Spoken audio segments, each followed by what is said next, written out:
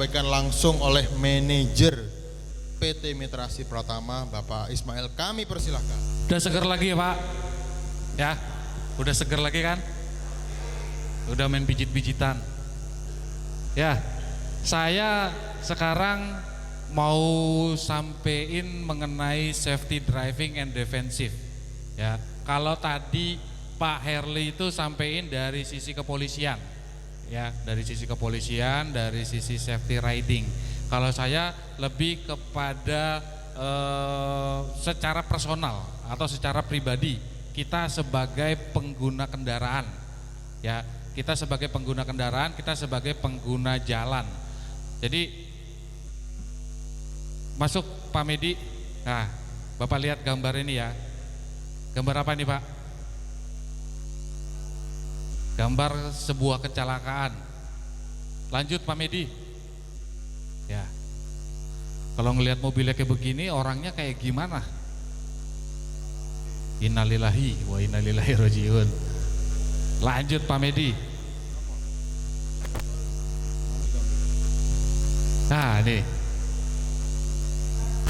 ini mobil apa? F1 ya? Ferrari ya? F1. Kalau mobilnya begini, pengendaranya siapa? Hah? Pembalap. Pembalap itu memiliki skill mengemudi yang luar biasa. Ya, memiliki skill mengemudi yang luar biasa. Tapi apakah dia bisa menghindari kecelakaan? Enggak, pembalap aja bisa kecelakaan. Ya, jadi mengenai kecelakaan lalu lintas itu enggak peduli apakah kita jago, apakah kita laki-laki, apakah kita perempuan, apakah pengalamannya sudah puluhan tahun bawa mobil, ya, mau mengemudinya di kota, mau mengemudinya di daerah pegunungan, enggak peduli Pak, ya, karena kecelakaan itu bisa mengintai kita setiap saat dan kapanpun. Bahkan kalau kita lagi berada di pinggir jalan, itu bisa mengalami kecelakaan. Pernah ngelihat video orang jalan, ya, orang jalan kaki baru-baru ini di sosial media tuh lagi banyak yang share. Dia jalan kaki, tiba-tiba kena ban kepalanya. Jadi jalan kaki di trotoar, dari belakang dia itu ada sebuah ban mental, nggak tahu itu ban mobilnya siapa, mental tinggi, jalan langsung kena kepala, nyusruk, langsung meninggal di tempat. Itu cuma sebuah ban mobil, ya. Terus kemudian baru-baru ini juga ada video di pintu lintasan kereta api, seorang pengendara perempuan, ya, keretanya lewat pertama, kereta lewat, mereka pengendara tersebut berhenti. Kemudian setelah keretanya lewat, dia nggak tahu ternyata ada satu lagi kereta lewat lagi, ya, habis dilindas. Nah itu, jadi nggak peduli mau dimanapun, bahkan kita lagi ada di jalan aja bisa menjadi ancaman terhadap kecelakaan. Tadi Pak Herli sebutin di Indonesia tahun 2016 itu tercatat berapa? 100, hah? Berapa? 26.800 jiwa, ya, meninggal dunia. Kalau saya bagi 1 tahun, ya, 365, ya kan. Terus saya bagi lagi per hari itu, jadi 26.800 saya bagi per hari 1 tahun 365, itu berarti satu harinya orang meninggal gara-gara kecelakaan itu 73 orang. Satu harinya. Di Indonesia orang meninggal sebanyak 73 orang karena kecelakaan lalu lintas dalam satu hari. Kalau kita persempit lagi menjadi jam, berarti satu harinya berapa? 1 jamnya berapa? 3 sampai 4 orang meninggal gara-gara kecelakaan. Walaupun tempatnya beda-beda ya Pak, entah di Jakarta, entah di Bandung, entah di Semarang. Tapi kalau secara rata-rata itu angkanya luar biasa. 1 jam orang mati gara-gara kecelakaan. Ya. Ya mungkin bapak-bapak di sini pernah ngalamin. Saya pribadi juga pernah ngalamin, Pak. Saya pernah ngalamin kecelakaan. Waktu itu saya pernah bawa mobil dari Jakarta ke Semarang. Kemudian itu berangkat malam. Tiba di Purwokerto ya berarti ya. Sebelum mau masuk ke Kendal sih kalau nggak salah. Saya lupa nama daerahnya. Di situ saya ngantuk,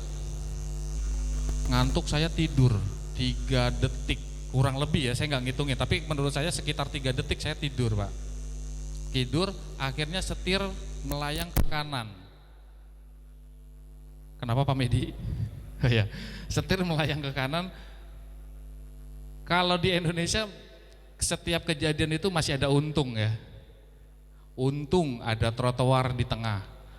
Akhirnya mobil saya nggak ngelintas ke tengah atau menerobos ke jalur yang lawan arah. Kalau saya sampai menerobos ke jalur yang lawan arah, otomatis akan adu banteng sama kendaraan-kendaraan yang dari arah depan. Ada trotoar, peleknya langsung hancur kena trotoar, setir saya kebanting ke kiri. Gak sempat terbalik, untungnya masih untung lagi. Untungnya gak sempat terbalik. Nah, tapi saya pakai sabuk pengaman. Yang duduk di samping saya pakai sabuk pengaman. Yang duduk di belakang itu ada keponakan saya, anak kecil umur sekitar 4 tahun, nggak pakai sabuk pengaman. Kepalanya benjut gede banget, Pak. Kepentok karena kebanting. Ya, itu nggak sampai terbalik. Jadi luar biasa. Yang resiko kita nggak tahu itu bisa terjadi, itu luar biasa. Kecelakaan lalu mengintai kita. Nah, makanya saya bawain materi ini supaya bapak-bapak juga lebih tahu dan lebih safety lagi dalam berkendara, ya. Yang bapak-bapak bawa sekarang ini kan bukan cuma bapak sendiri, ya kan? Bawa nyawa orang juga. Bawa nyawa orang, kemudian tugas yang bapak-bapak jalanin setiap hari ini mengandung resiko yang cukup tinggi. Makanya kalau tugas sebagai pengemudi itu BPJS ketenagakerjaannya paling tinggi, Pak. Untuk kecelakaan kerja, ya, kecelakaan kerja itu BPJS kecelakaan kerjanya itu cukup tinggi, 1,27%. Karena mengemudi itu punya resiko yang sangat tinggi di jalan. Karena resikonya bukan dari kita. Datangnya itu bukan cuma dari kita, Pak. Bisa dari orang lain. Seperti tadi pertanyaan yang terakhir tuh. Kita udah mengemudi aman, ya kan? Udah mengemudi aman, udah bener-bener safety banget, tiba-tiba ada satu pengendara yang nggak disiplin, menghantam lah. Jadi belum lama ini kejadian di Surabaya, Pak, di teman kita juga, teman MAP, itu kemarin dapat laporan, Pak, di LG kalau nggak salah, Pak, saya mengalami accident, dia bilang. Saya lagi di kantor polisi, gitu. Terus kejadiannya gimana?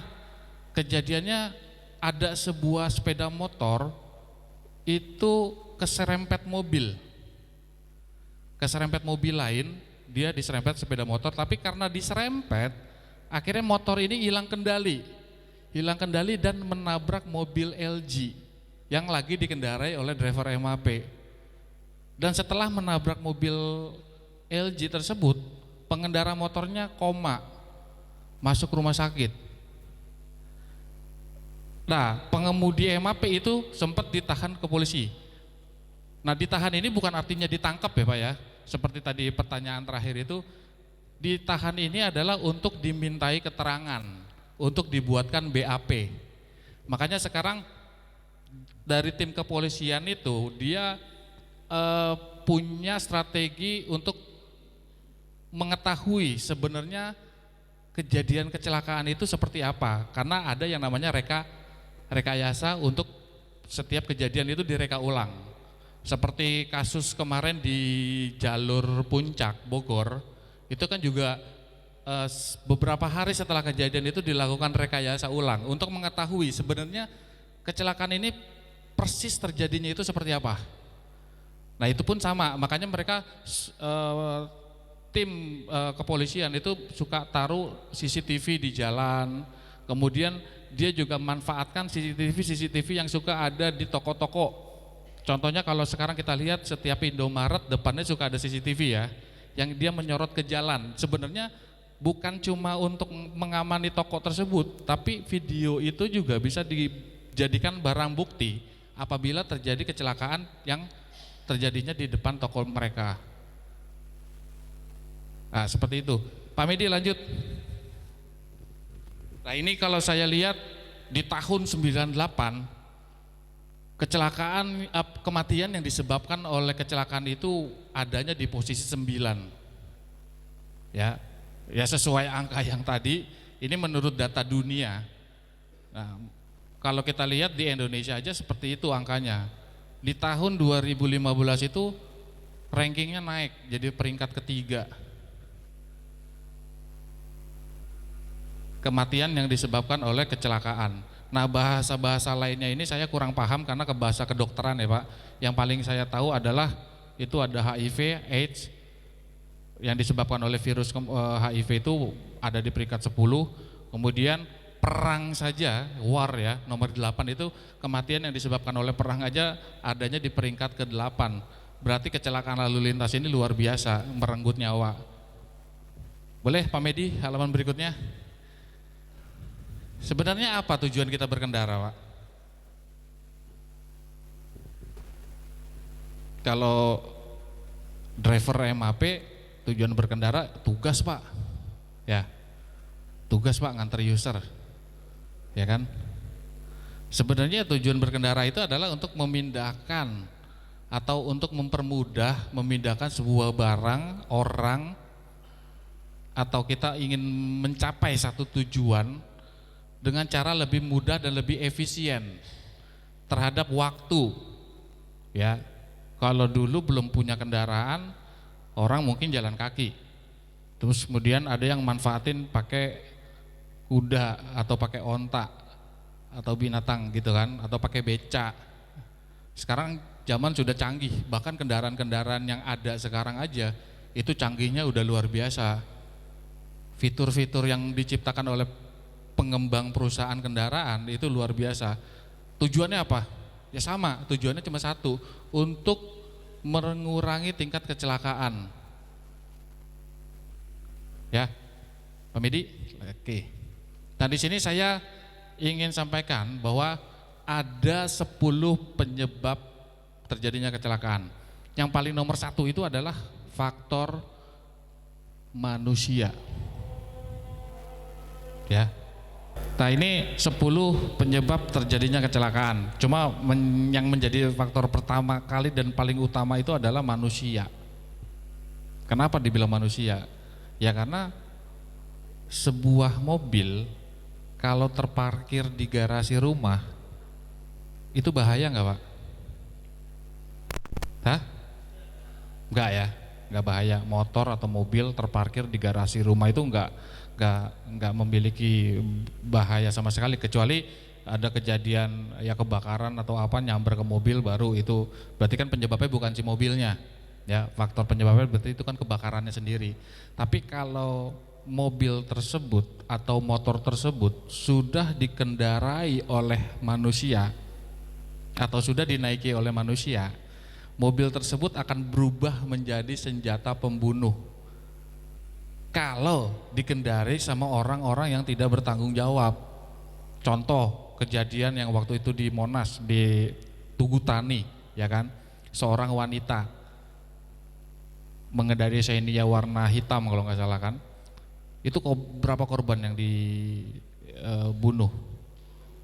Kalau nggak salah 9, ya 9 orang mati sia-sia gara-gara satu pengemudi yang tidak bertanggung jawab. Setelah diselidiki ternyata dalam pengaruh alkohol.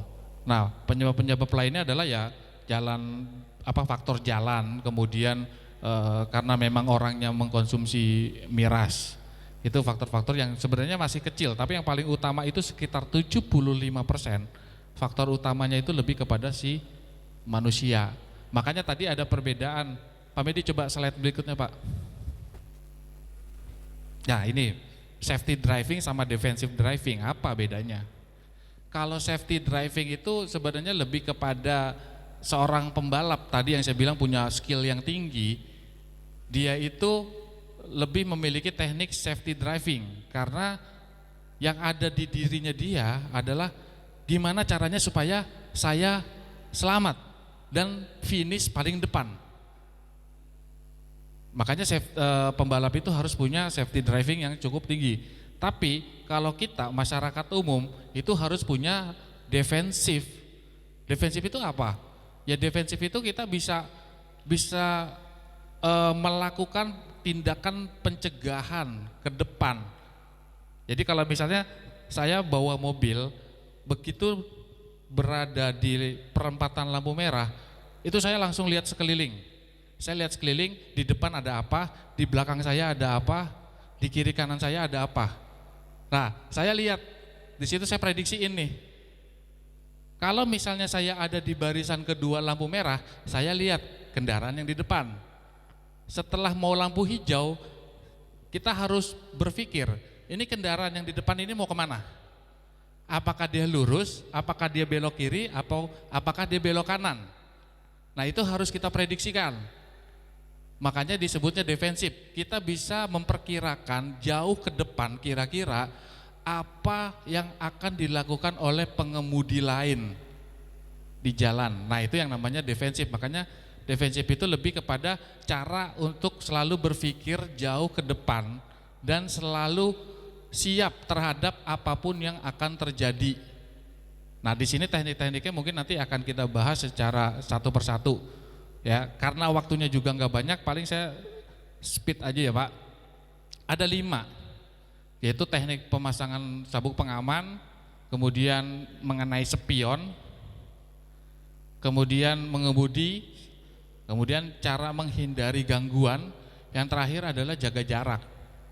Sebenarnya ada 10, tapi yang 5 terakhirnya itu lebih kepada ban, tapi kalau menurut saya ban mungkin nggak terlalu ini, nggak saya masukin. Mungkin masuk yang pertama Pak Medi. Nah sebelum kita masuk kendaraan, biasanya bapak-bapak ngelakuin apa? Nyuci mobil ya. Ya, jadi kalau cuci mobil itu jangan cuma sekedar nyuci, kita coba cek lagi mobilnya.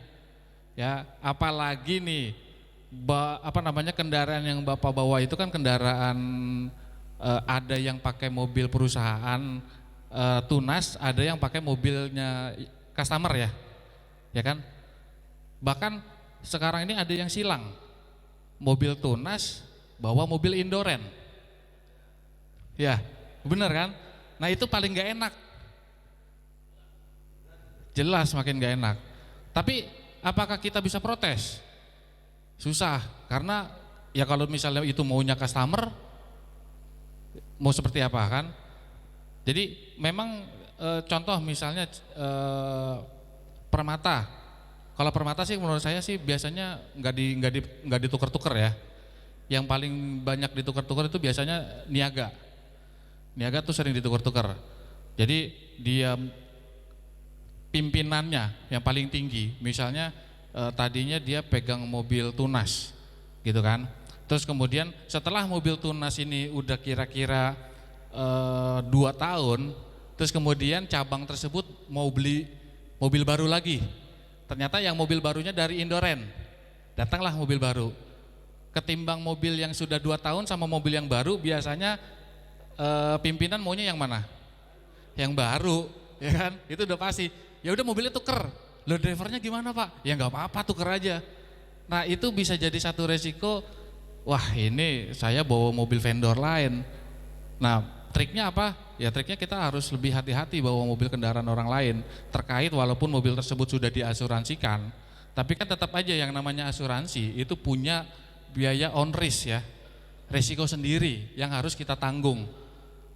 Nah resiko ini harus kita cek lagi, resikonya ini tuh yang ngelakuin siapa, kita atau bukan.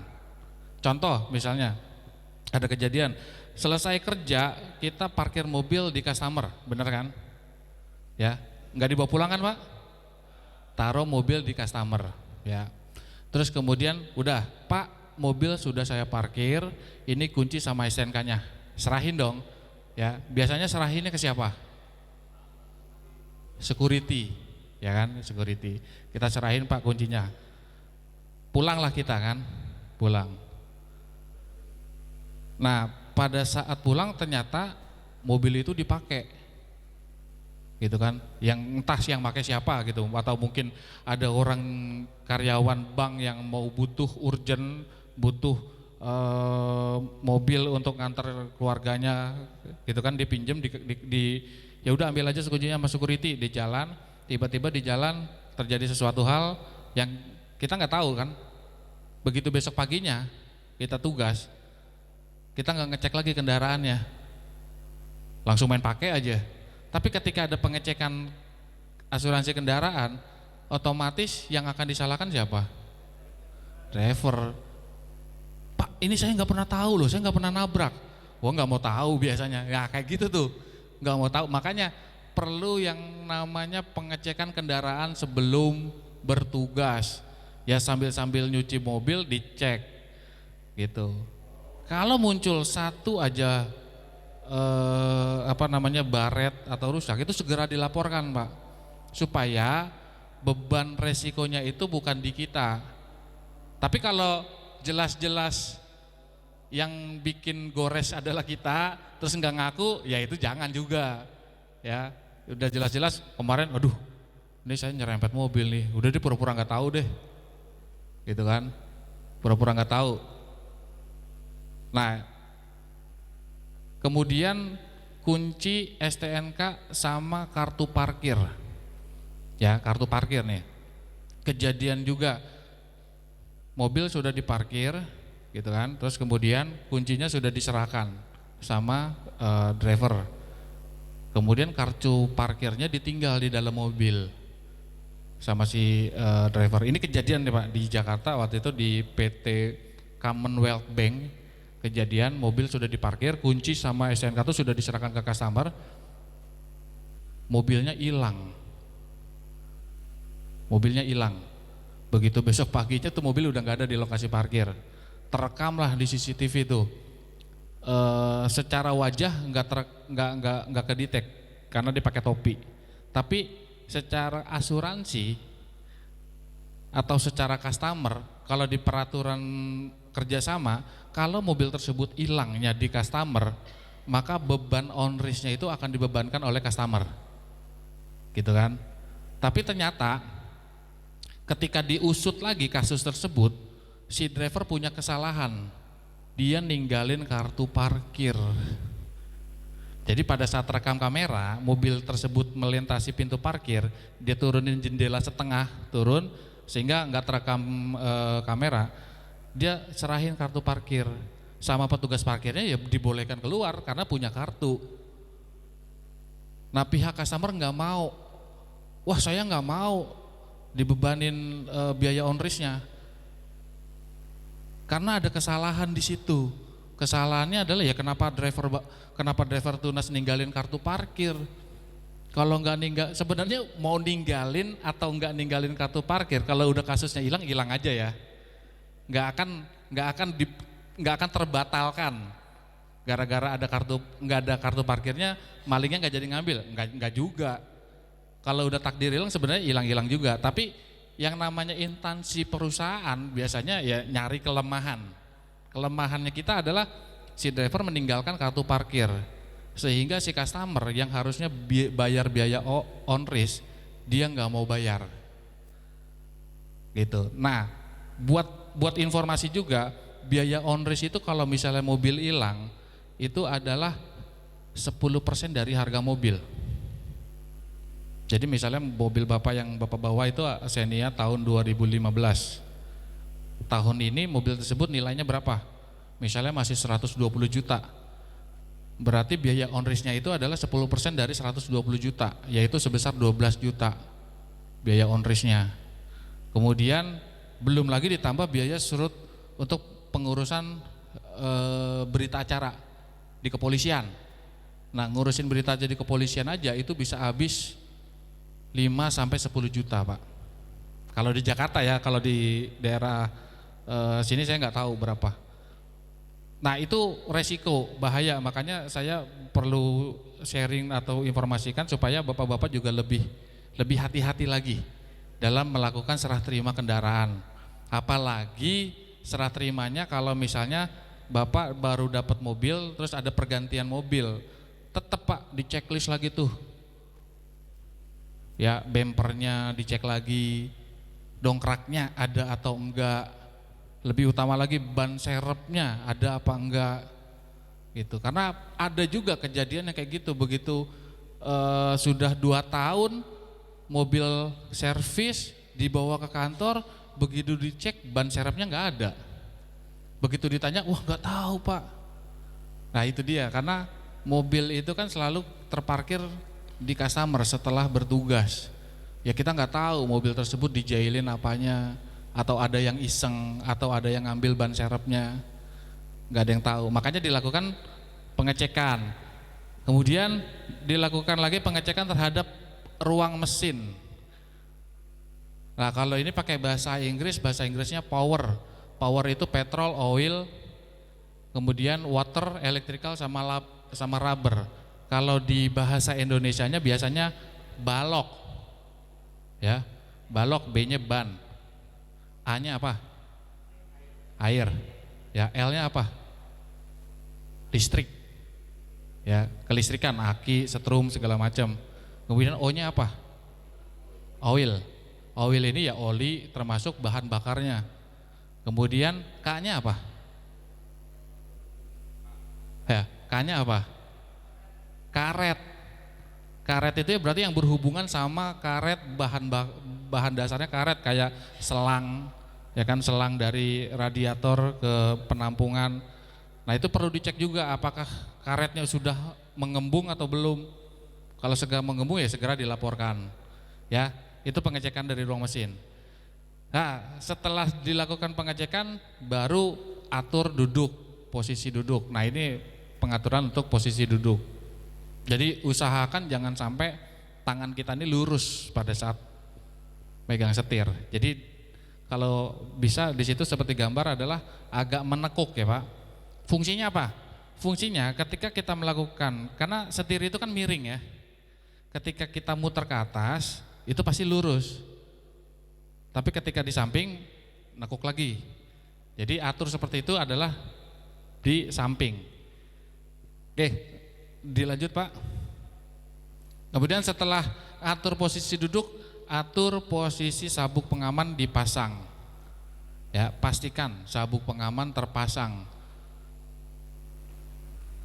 Bahkan bukan cuma kita Pak yang sabuk keselamatannya terpasang. Bahkan penumpang pun wajib. Kayak user itu wajib Pak. Misalnya Bapak pakai sabuk pengaman, di belakang kita user nggak pakai sabuk pengaman, jalan udah bener 60 km per jam, standar ya Pak ya. Kalau 60 km per jam tuh menurut saya nggak ugal-ugalan, standar. Jalan juga kita lihat rambu sesuai, mulus gitu di jalan. Tiba-tiba di belakang ada kendaraan yang kecepatannya di atas 100 km per jam, nabrak kita Pak. User yang ada di belakang kalau nggak pakai sabuk pengaman itu akan menghantam kita yang ada di depan. Nah, makanya sabuk pengaman itu sangat penting karena nyawa kita bisa terancam gara-gara ada satu penumpang yang nggak pakai sabuk pengaman.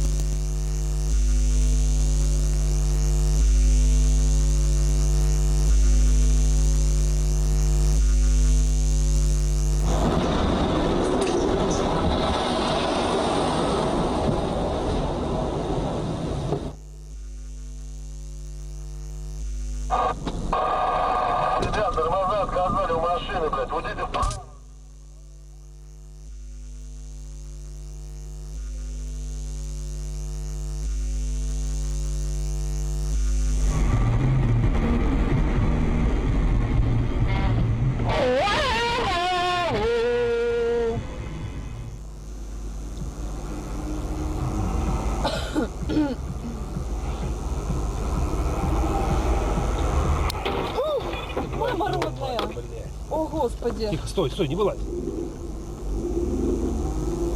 Долбоеба кусок, блядь. Стой.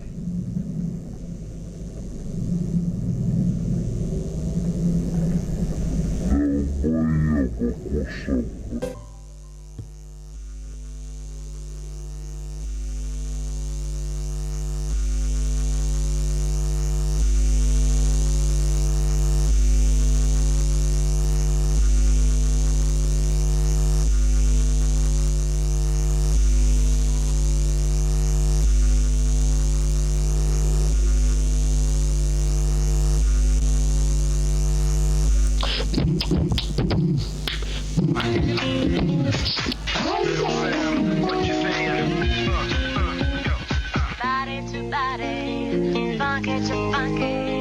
We know Ini salah video. rock your Enggak, This is Michael. enggak pakai sabuk pengaman. People's working so hard, she ends up with permanent brain damage. funky to funky. We know rock your body.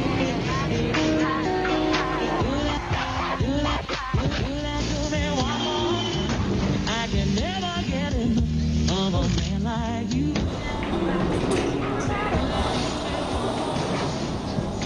Never with a man like you.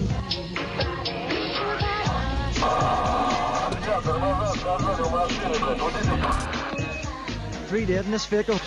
Satu Girl lagi, is critical. yang nomor 2.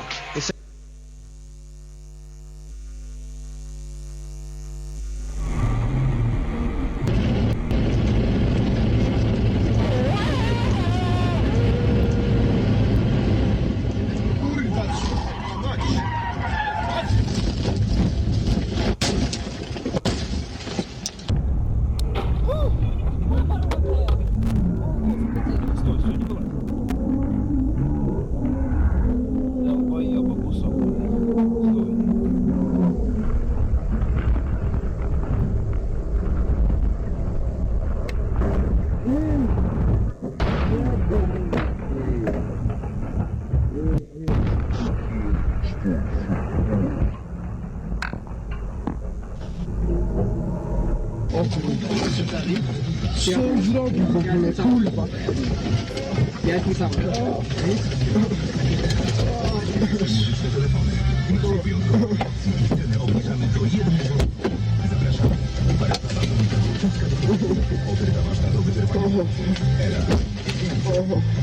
Jaka sobota?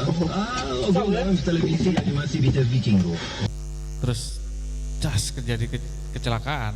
Itu udah seperti apa namanya? Dadu. Ya, seperti dadu di dalam box. Udah Pak Medi? Ya. Jadi seperti dadu di dalam box yang kita diaduk-aduk, Pak. Jadi satu orang tadi nggak pakai sabuk pengaman, ada 4 penumpang, yang 3-nya pakai sabuk pengaman. Tapi gara-gara satu orang nggak pakai, itu menjadi terancam. Nah, makanya mulai sekarang kita budayakan untuk pakai sabuk pengaman. Apalagi saya aja kalau misalnya duduk di belakang, tadinya nggak pernah mau pakai sabuk, Pak. Tadinya nggak pernah mau pakai sabuk pengaman. Tapi setelah saya lihat, maksudnya bukan ngelihat sendiri ya. Saya jadi ada tetangga dekat rumah, gitu, tetangga dekat rumah habis mengalami kecelakaan, Pak. Yang bawa mobil itu suaminya, gitu kan? Yang bawa mobil suaminya, istrinya duduk di samping. Lah istrinya nggak pakai sabuk pengaman. Istrinya tuh tewas, mental, keluar mobil. Nah, jadi padahal posisi istrinya waktu itu adalah duduknya di belakang. Kalau duduknya di depan biasanya tetap pakai, karena satu polisi juga akan tilang penumpang kalau yang di depannya nggak pakai sabuk pengaman, walaupun itu adalah penumpang.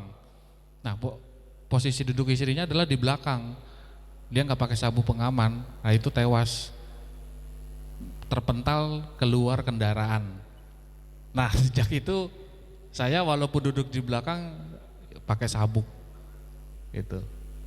Nah sekarang juga sama, user-user ya lebih baik kita, Pak mohon maaf Pak, boleh dipasang sabuk pengamannya dulu gitu. Bahkan ada satu driver yang saya tahu, kalau nggak salah itu drivernya ASA di Jakarta, sering dapat komplain, padahal drivernya bagus.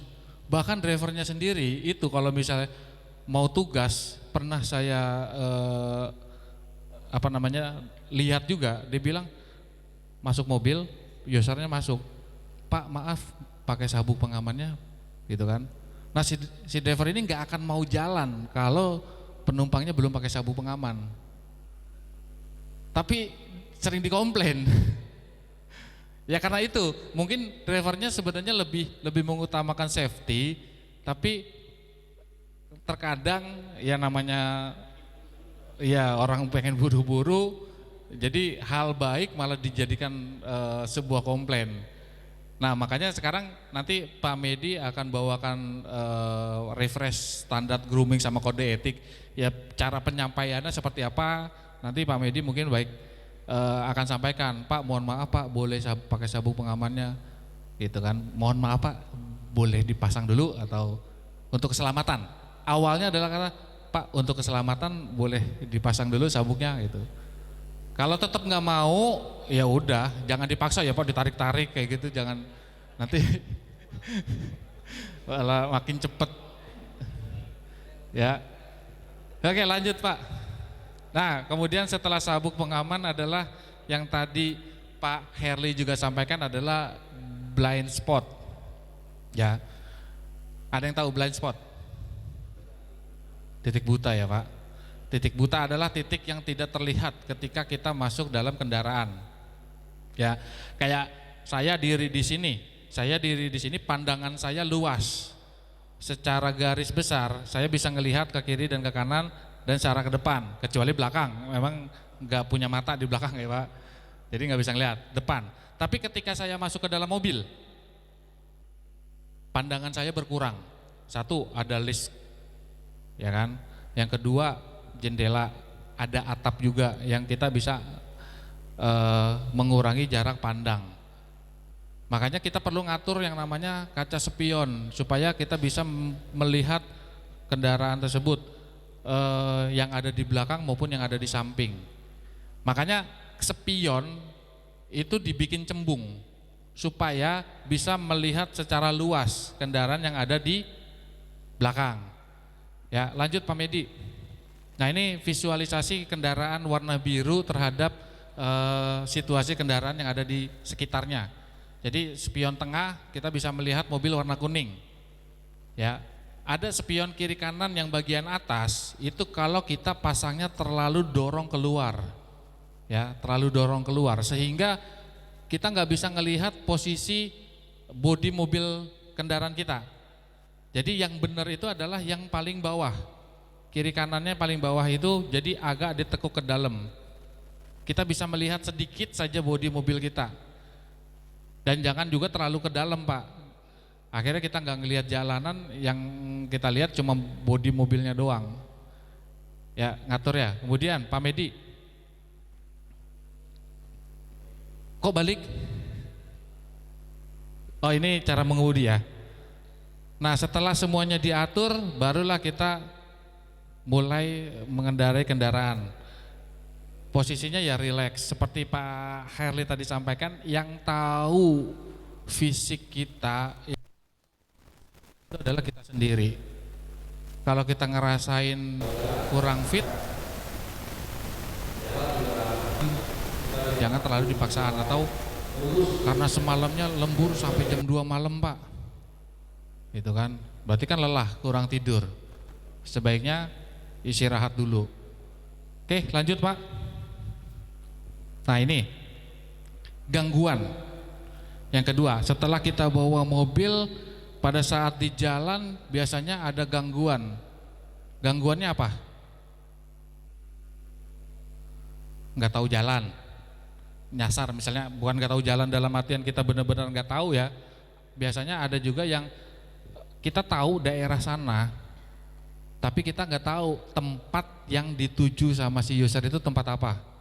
Contoh lebih banyak lagi adalah Jakarta, nama gedung itu ribuan, gedung ini, tapi kalau nama jalan, Pak Jalan Sudirman, oke, diantar Jalan Sudirman. Tapi ketika ditanya Pak gedung Sumit Mas, nah posisinya ada di mana, biasanya pengetahuan itu kurang. Nah itu gangguan. Ketika jalan, aduh Sumit Mas di mana ya, Sumit Mas di mana ya. Fokus terhadap jalan itu berkurang. Yang kedua adalah paling utama adalah handphone. Handphone itu kalau misalnya kita lihat di gambar bawah Pak, yang sebelah kanan, kalau kita fokus itu pandangan kita secara visual itu adalah kita bisa melihat di situ ada lampu lalu lintas yang sedang menyala warna hijau. Kemudian kita bisa melihat ada bendera di sana. Kemudian kita bisa melihat ada marka jalan, ada tulisannya. Lampu lalu lintasnya juga kita lihat ada 3. Lalu ketika kita terima telepon, terus bunyi handphone terus diangkat. Halo, ya halo Pak. Pandangan kita itu berubah ke sebelah sini. Kita udah nggak bisa perhatiin lagi apakah di situ lampunya yang nyala warna hijau atau merah. Secara tidak sadar itu terjadi Pak. Mungkin bisa dibayangin atau mungkin bisa diinget-inget. Karena saya juga pernah ngalamin, saya pikir-pikir ketika saya jalan bawa mobil, terus saya terima telepon, ngobrol asik gitu kan. Saya nggak sadar, loh kok saya udah lewat lebih dari 3 km. Tadi yang saya lewatin apa aja nggak kepikiran sama sekali. Itu kalau yang nggak terjadi apa-apa. Yang kita khawatirkan adalah karena nggak fokus, bisa terjadi ya kita nerabas lampu merah. Padahal harusnya lampu merah, karena nggak fokus akhirnya tetap jalan. Kondisinya seperti itu. Lanjut Pak. Mom, Jack's dropped his dinosaur. I can see it. Hang on, I'll get it for you. I'm sorry, mate. I got a little up. How do you spell that again? It only takes a split second to lose your concentration.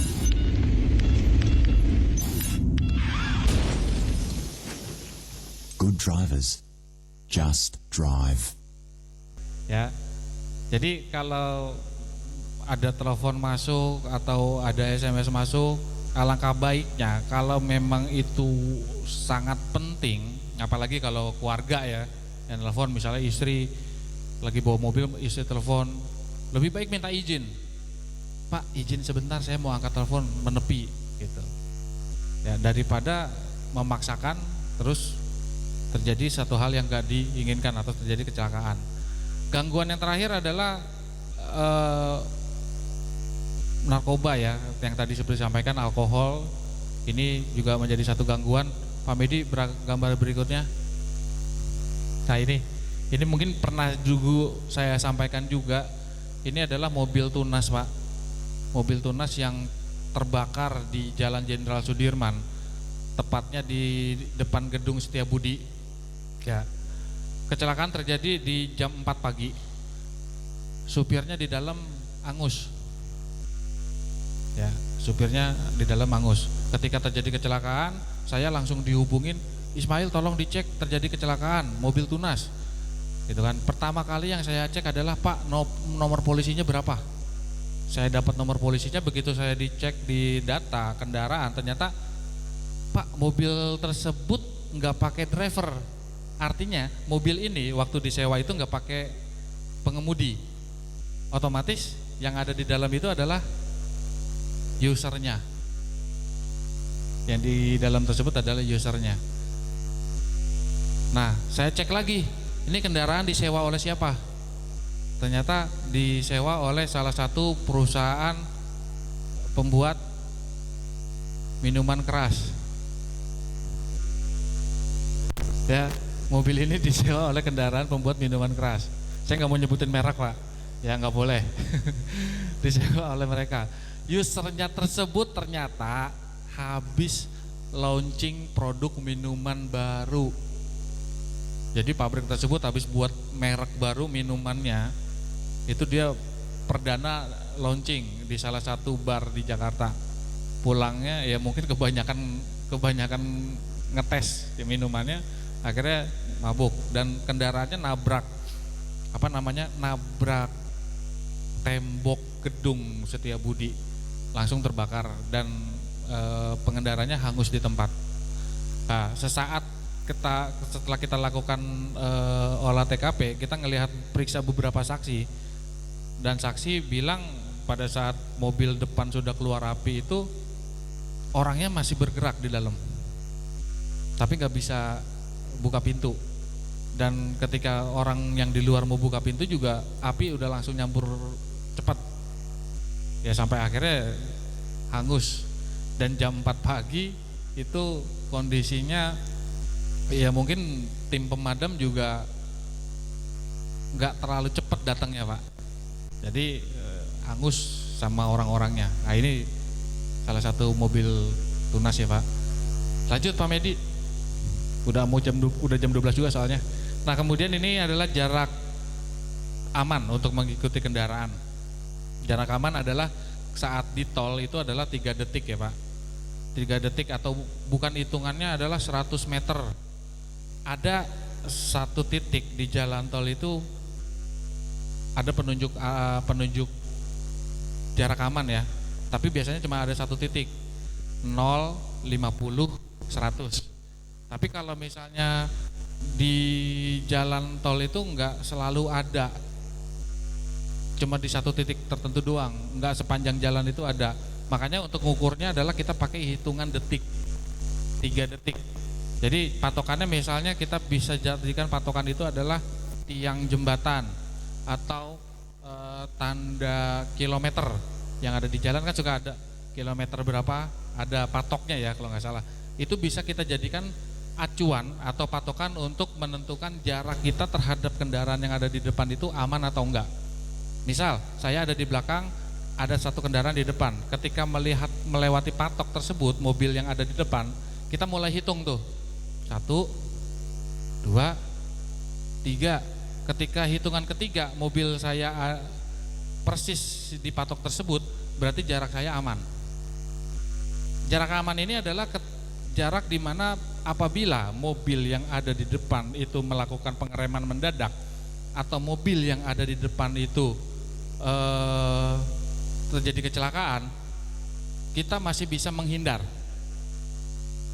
atau kita masih bisa melakukan pengereman sehingga mobil kita tidak menabrak. Ini adalah jarak aman. Nah kalau kondisinya hujan, detiknya ditambah jadi 5, bukan 3 lagi, karena jarak pengereman kalau kalau musim hujan itu jarak pengeremannya lebih panjang ya. Kemudian Pak Medi, nah ini jarak aman kalau kendaraan berhenti di lampu merah. Usahakan kita bisa melihat bumper dan roda belakang bagian mobil yang ada di depan. Fungsinya apa? Fungsinya adalah supaya kalau terjadi satu hal yang gak diinginkan terhadap mobil yang ada di depan, kita bisa langsung putar setir untuk melewati mobil tersebut. Manfaatnya adalah itu. Lanjut Pak. Nah ini teknik pengereman. Kalau teknik pengereman ada ABS dan non ABS ya. ABS apa Pak? Asal Bapak senang.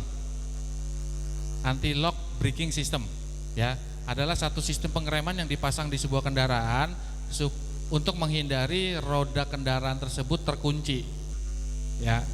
Terkunci itu kalau misalnya kendaraan rodanya terkunci dan kita melakukan pengereman terpaksa, maka kendaraan itu nggak akan bisa dilakukan kontrol kendali.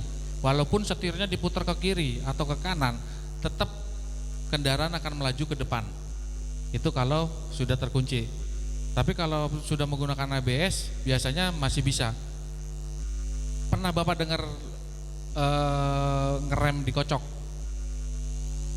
Ya, cara ngeremnya dikocok tuh biasanya supir truk ya.